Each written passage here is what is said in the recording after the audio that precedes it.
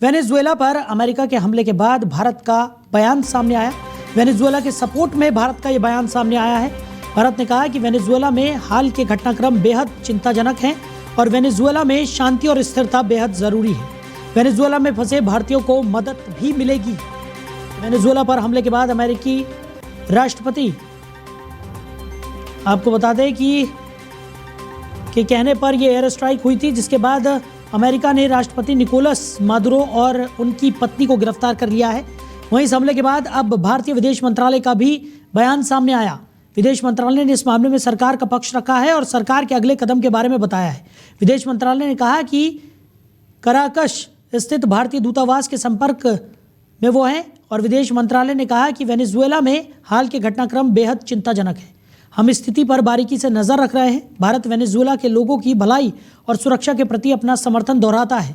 हम सभी संबंधित पक्षों से क्षेत्र में शांति और स्थिरता सुनिश्चित करने के लिए संवाद के माध्यम से शांतिपूर्ण समाधान निकालने का आह्वान करते हैं।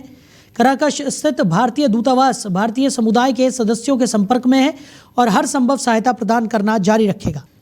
तो इसी खबर पर ज्यादा चर्चा के लिए विनय कुमार ब्याला, रक्षा विशेषज्ञ हैं, वो हमारे साथ जुड़ गए। विनय जी, बहुत स्वागत है आपका। विनय जी, सबसे बड़ा सवाल, जिस तरीके के वेनेजुएला में इस वक्त हालात नजर आ रहे हैं, उसके बाद अब भारत का जो बयान सामने आया है, जो भारतीय समुदाय के लोग वहां पर फंसे हुए हैं उनकी मदद का आश्वासन दिया गया है। साथ ही साथ शांति और स्थिरता को लेकर भारत ने जिस तरीके का बयान दिया है, वो एक बार फिर शांति को लेकर भारत की प्रतिबद्धता को जाहिर करता है। कैसे देख रहे हैं? देखिए, भारत की विदेश नीति हमेशा ही बड़ी ही संतुलित और बड़ी ही बैलेंस्ड रही है जी। भारत न तो स्वयं किसी दूसरे राष्ट्र के में हस्तक्षेप करता है, न ही किसी और के हस्तक्षेप करने की अनुमति देता है जी। लेकिन भारत का जो डिप्लोमेटिक राजनयिक जो तौर तरीका है, उसमें जो बयान दिया गया है वही सबसे उचित है जी। भारत की जो पहली दृष्टि होती है वो ये है कि हमारे अपने हित कहाँ इफेक्ट कर रहे हैं, हमारे हितों पे कहाँ नुकसान हो रहा है। भारत की विदेश नीति का आधार, जो तीन बड़े आधार हैं, सबसे पहला है कि किसी भी राष्ट्र की प्रभुसत्ता का सम्मान। भारत देश ही मानता है हर राष्ट्र की प्रभुसत्ता, सॉवरेनिटी की रिस्पेक्ट होनी चाहिए, इसलिए किसी भी देश को दूसरे देश में जाकर हस्तक्षेप करने की इजाजत नहीं होनी चाहिए। दूसरा जो भारत की विदेश नीति का जो अंग है वो है संवाद और कूटनीति। यानी अगर किसी देश से कोई समस्या है, उससे संवाद बनाना चाहिए और राजनयिक स्तर पर उसका समाधान खोजने की कोशिश करनी चाहिए। और तीसरा जो भारत की विदेश नीति का आधार है, अगर भारत के व्यक्तिगत हितों को कहीं नुकसान पहुंचता है तो भारत वहां भी बल का प्रयोग तो नहीं करता, लेकिन वार्तालाप का साधन ढूंढता है, या अगर उसके कारण हमें जो नुकसान हो रहा है, जैसे वेनेजुएला के संदर्भ में हमारा मेन इंटरेस्ट वहां से तेल का है जी। और वेनेजुएला एक बड़ा तेल उत्पादक देश है और अमेरिका की नजर भी उसके तेल के कुओं पर ही है। तेल का उत्पादन 1.1 बिलियन बैरल पर डे का उत्पादन है और उसकी जो तेल की क्वालिटी है वो भी बहुत अच्छी है। भारत यह देख रहा है कि हमारे तेल का, वैसे भी पिछले कुछ दिनों से भारत में वेनेजुएला के तेल का आयात कम हुआ है। वेनेजुएला तो चाहता है भारत से कि वेनेजुएला की आर्थिक स्थिति अच्छी नहीं है।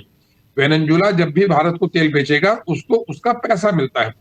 भारत की कई ओएनजीसी जैसी कंपनियां वहां पर काम कर रही हैं, जो रिफाइनरीज का भी काम कर रही हैं। तो भारत की विदेश नीति बड़ी स्पष्ट है। हम हर देश की प्रभुसत्ता का सम्मान करते हैं।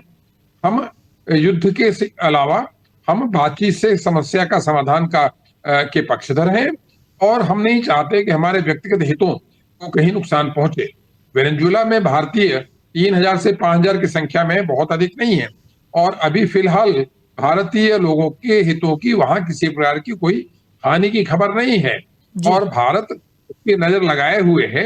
अगर जरूरत पड़ी तो भारतीय विदेश मंत्रालय इन लोगों को या तो सीधा या साउथ में कोलंबिया के जी रास्ते जी। से लाने का प्रयास कर सकता है, वो अच्छा तब विनय करेगा जी, वहीं अगर जब बात की जाए जिस तरीके से वेनेजुएला में इस वक्त हालात बने हुए हैं और भारत के इस बयान को वेनेजुएला के सपोर्ट के तौर पर देखा जा रहा है, आने वाले समय में ऐसा तो नहीं है कि भारत जिस तरीके से अपनी बात रखता आया है, हमने पहले भी देखा है कि जब किसी जगह पर युद्ध की स्थिति होती है तो पूरी दृढ़ता के साथ भारत अपनी बात रखता हुआ नजर आता है, और ये नया भारत है क्योंकि हम लगातार देख रहे हैं कि भारत किस तरीके से शांति के पक्ष में हमेशा से रहा है और कभी नहीं चाहता है कि इस तरीके की स्थिति किसी भी देश में उत्पन्न हो।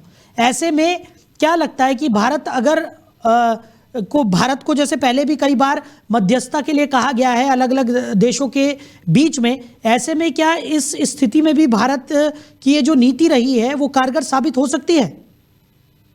देखिए, अतीत से भी और वर्तमान में तो ये और भी ज्यादा है जी कि भारत का अंतर्राष्ट्रीय राजनयिक स्तर पर भारत का बहुत सम्मान है। भारत ने कभी भी दो देशों के युद्धों में, चाहे वो वर्षों से रशिया और यूक्रेन का युद्ध हो रहा हो या इजराइल और अरब देशों का युद्ध हो रहा हो, भारत ने कभी भी किसी एक देश के पक्ष में खड़े होकर कभी भी उसका पक्ष नहीं लिया है, जिसके कारण अंतर्राष्ट्रीय राजनीति में, अंतर्राष्ट्रीय राजनयिक पटल पर भारत की रिस्पेक्ट बढ़ी है। भारत की तरफ लोग देखते हैं कि भारत एक बड़ा देश, एक राजनीतिक रूप से जिम्मेदार देश, एक प्रबल लोकतंत्र, एक सशक्त नेतृत्व वाला देश। इसलिए भारत कभी भी, भारत की पॉलिटिकल जो सर्किल है वहां पर कभी भी लूज टॉक या लूज स्टेटमेंट कभी नहीं दिया जाता है, जिसका विश्व में सम्मान होता है। आज भी भारत को सारे देश एक रिस्पेक्ट की दृष्टि से देखते हैं।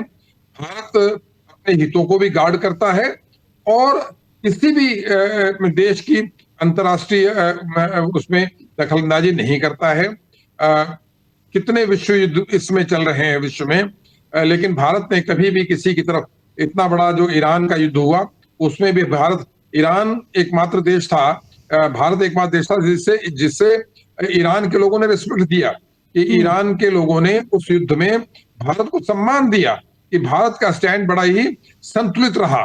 तो ये हमारी लीडरशिप है, ये हमारे देश की ताकत है और हम सब लोगों को उसका सम्मान करना चाहिए।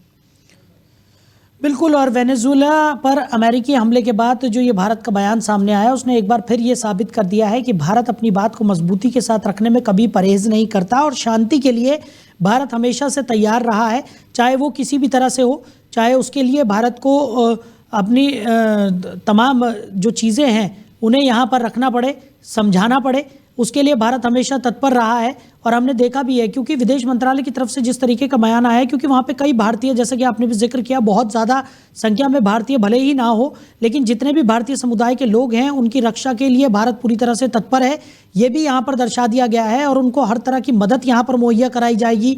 वहाँ पर जो भारतीय दूतावास है उससे भी संपर्क साधा गया है, साथ ही साथ लोगों से भी लगातार ये अपील की जा रही है कि वो भारतीय दूतावास से संपर्क साधें और जो भी मदद उन्हें चाहिए वो पूरी तरह से मुहैया कराई जाएगी। जी निश्चित, बिल्कुल। तो विनय जी, यानी कि साफ तौर पर यह जाहिर है कि जो भारतीय समुदाय के लोग वहां पर फंसे हुए हैं उन्हें भारत ऐसे ही छोड़ने वाला नहीं है, बल्कि उनके लिए तमाम तरीके की जो व्यवस्थाएं हैं वो भी यहां पर की जाएंगी और ये एक स्पष्ट संदेश भारत की तरफ से दे दिया गया है। ये अभी हाल के दिनों में आपने जब सुषमा स्वराज जी विदेश मंत्री थी, उसके बाद की सरकारों ने कहीं भी विश्व में अगर भारतीय कहीं फंसे हैं, आज भारतीय जब विदेश जाता है तो उसको ये कॉन्फिडेंस रहता है कि मेरा देश, मेरा जो एम्बेसी है, ये लोग हमारा इंटरेस्ट देखेंगे। इसीलिए आप देखेंगे, चूंकि मैं भी विश्व बहुत भ्रमण करता हूं, विश्व के हर देशों में आपको भारी संख्या में भारतीय पाए जाएंगे और वो सब भारतीय अपने देश के प्रति भी निष्ठा रखते हैं और जिस देश में कार्यरत है उस देश के प्रति भी निष्ठा रखते हैं। इसीलिए विश्व में आज किसी भी देश में जहां भी भारतीय रह रहे हैं उनका सम्मान है। मैं भी कम से कम पूरा वर्ल्ड ही घूम चुका हूं, मैं देखता हूं कि जो पहले होता था अब नहीं है। अब भारतीयों का सम्मान है और भारतीय अपने दायित्वों का निर्भर करते हैं और भारत सरकार जहां भी भारतीय कभी मुसीबत में रहे हैं, एक बड़ा ऑपरेशन करके भारतीयों को विदेशों से लाया गया है। मुझे नहीं लगता कि वर्तमान स्थिति में वेनेजुएला से ऐसी कोई स्थिति पैदा होगी कि उन भारतीयों को वहां से लाना पड़े। लेकिन फिर भी एडवाइजरी जारी कर दी गई है कि आप जहां रहें, अगर कोई मुसीबत हो तो आप एम्बेसी से संपर्क करें। तो ये भारत इस तमाम घटनाक्रम में अमेरिका का वेनेजुएला पे हमला और हमें वेनेजुएला के राष्ट्रपति और उनके पत्नी को ले जाना, यह अंतर्राष्ट्रीय बिरादरी के लिए एक चिंता का विषय तो है। और भारत इस चीज को लेकर चिंता करता है कि अमेरिका ने यही काम बांग्लादेश में किया, यही नेपाल में किया, वहां भी लाके यूनुस को बैठाया। तो यह किसी भी देश के नेतृत्व के परिवर्तन को जबरदस्ती ताकत के माध्यम से लाना एक गलत परंपरा शुरू हो रही है, जिसकी भारत को चिंता है। और इन्होंने हमारे यहाँ भी वोट चोरी वगैरह कह के ये कुछ कराने की कोशिश की, लेकिन भारतीय बड़े मैच्योर लोग हैं, बड़े बुद्धिजीवी लोग हैं, और भारत इस तरह के प्रयासों को कभी भी अपने यहाँ होने नहीं देगा। लेकिन अमेरिका जो कर रहा है, हम मुखर रूप से अमेरिका का विरोध नहीं कर रहे हैं, लेकिन ये हम लोगों के लिए भी एक चिंता का विषय तो है ही।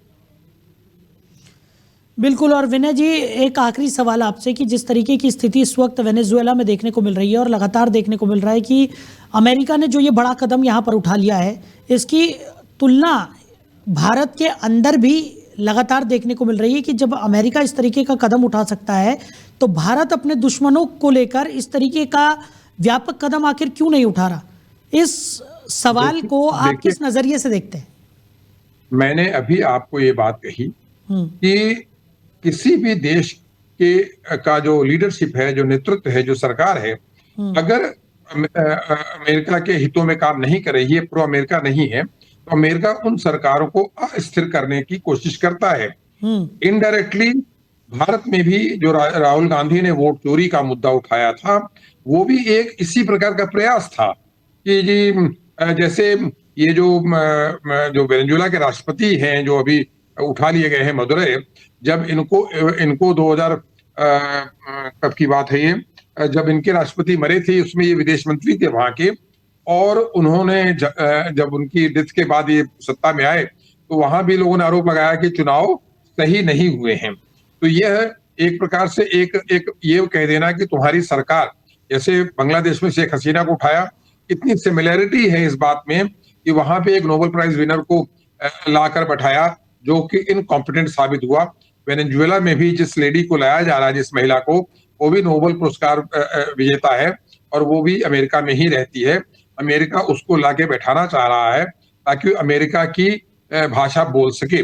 यह अंतर्राष्ट्रीय राजनीति में जो परंपरा चल रही है, ये उचित नहीं है। लेकिन हम ये मानते हैं कि भारत अपने आप में एक बड़ा ही सशक्त राष्ट्र है और भारत के लोगों का कमिटमेंट जो है वो बड़ा स्ट्रॉन्ग है अपनी सरकार के प्रति, अपने लीडरशिप के प्रति। राहुल गांधी ने बहुत बड़ा नैरेटिव चलाया था वोट चोरी का। उसका मुख्य आधार यही था कि एक चुनी हुई सरकार को किसी प्रकार से गिराया जाए।